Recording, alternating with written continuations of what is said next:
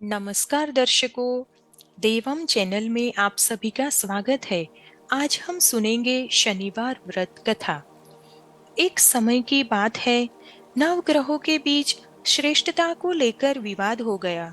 सभी ग्रह देवराज इंद्र के पास पहुंचे कि यह आप फैसला करके बताए कि हम नवग्रहों में कौन श्रेष्ठ है। देवराज इंद्र ने इस समस्या का समाधान करने के लिए सभी ग्रहों को राजा विक्रमादित्य के पास भेज दिया, यह कहकर कि पृथ्वी पर इस समय बहुत ही न्यायप्रिय राजा विक्रमादित्य उज्जैन में राज करते हैं। आप उनके पास ही यह प्रश्न लेकर जाइए। सभी ग्रह राजा विक्रमादित्य के पास पहुंचे कि यह बताए कि हम सभी ग्रहों में कौन श्रेष्ठ है। ग्रहों के इस प्रश्न को सुनकर राजा विक्रमादित्य सोच में पड़ गए, क्योंकि किसी को भी छोटा बताया तो वह नाराज हो जाएंगे। राजा ने प्रश्न का उत्तर देने के लिए एक युक्ति निकाली। राजा विक्रमादित्य ने 9 धातुओं के 9 अलग-अलग सिंहासन बनाए, सभी ग्रहों को इन पर बैठने के लिए कहा और साथ यह भी बताया कि जो अंत में बैठेगा वह छोटा होगा। सबसे अंत में लोहे का सिंहासन होने के कारण शनिदेव सबसे अंत में बैठ पाए। शनिदेव को लगा कि राजा विक्रमादित्य ने उनके साथ छल किया है और वह क्रोधित हो गए। राजा विक्रमादित्य की साढ़े साती आई तो एक दिन शनि महाराज घोड़े के व्यापारी बनकर विक्रमादित्य के पास आए। राजा विक्रमादित्य ने एक घोड़ा पसंद किया और उस पर सवार हो गए। यहीं पर विक्रमादित्य शनि के फेर में फंस गए। घोड़ा राजा विक्रमादित्य को घने जंगल में ले जाकर गायब हो गया। राजा विक्रमादित्य भटकते हुए एक नगर में पहुंचे। वहां एक सेठ की दुकान पर राजा ने जल पिया और विश्राम करने लगे। संयोगवश उस दिन सेठ की अच्छी कमाई हुई। सेठ को लगा कि यह व्यक्ति उसके लिए भाग्यशाली है और उस पर दया करके अपने साथ घर ले गए। जब सेठानी भोजन लगा रही थी, तब अचानक राजा ने देखा कि सामने की दीवार पर खूंटी में हार लटक रहा है, जिसे दीवार निगलती जा रही है।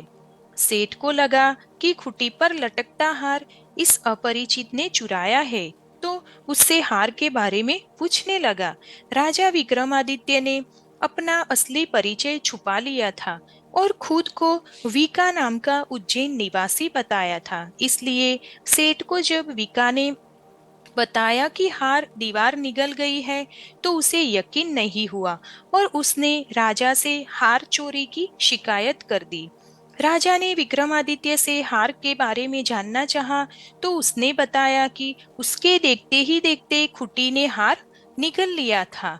इस बात पर राजा क्रोधित हो गए और उन्होंने चोरी करने के अपराध में विक्रमादित्य के हाथ पैर काटने का आदेश दे दिया।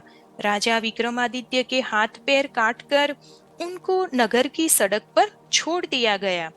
कुछ दिन बाद एक तैली उसे उठाकर अपने घर ले गया और उसे अपने कोलू पर बिठा दिया। राजा आवाज देकर बैलों को हाँकता रहता। इस तरह तैली का बैल चलता रहा और राजा को भोजन मिलता रहा। शनि के प्रकोप की साढ़े साती पूरी होने पर वर्षा ऋतु प्रारंभ हुई। राजा विक्रमादित्य एक रात मेघ मल्हार गा रहे थे कि तभी नगर के राजा की लड़की राजकुमारी मोहिनी रथ पर सवार होकर उस तैली के घर के पास से गुजर रही थी। उसने मेघ मल्हार राग सुना तो वह मोहित हो गई। राजकुमारी ने दासी को भेजकर गाने वाले को बुला लाने के लिए कहा। दासी ने लौटकर राजकुमारी को अपंग राजा के बारे में सब कुछ विस्तार से बता दिया।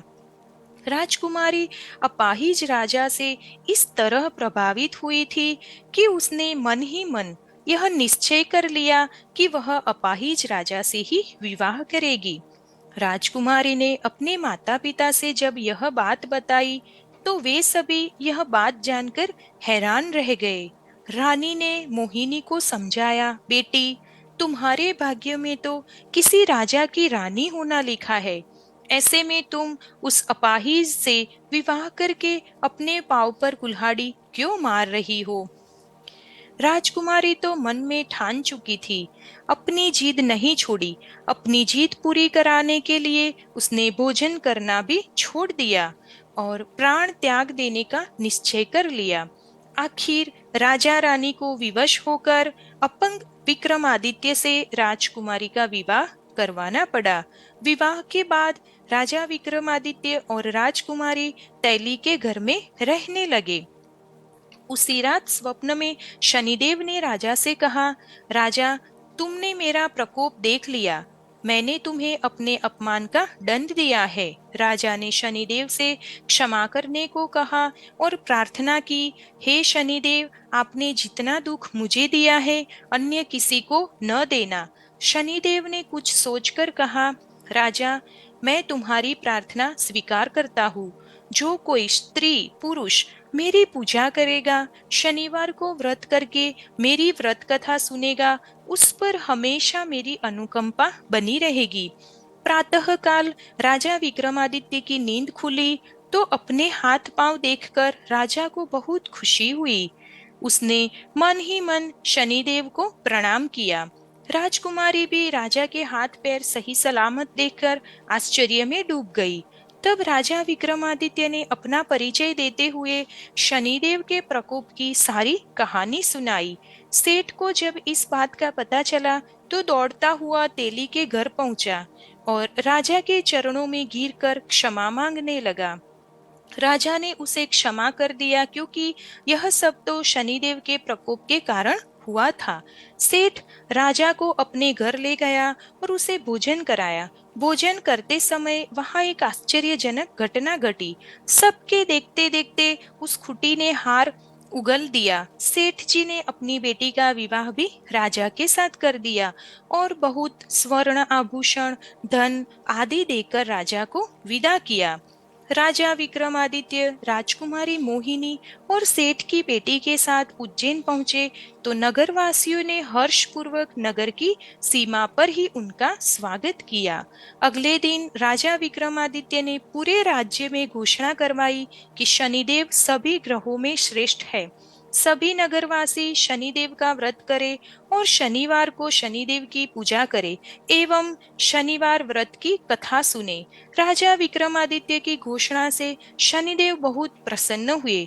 शनिवार का व्रत करने और व्रत कथा सुनने के कारण सभी लोगों की मनोकामनाएं पूरी होने लगी। जय शनिदेव महाराज की जय। धन्यवाद।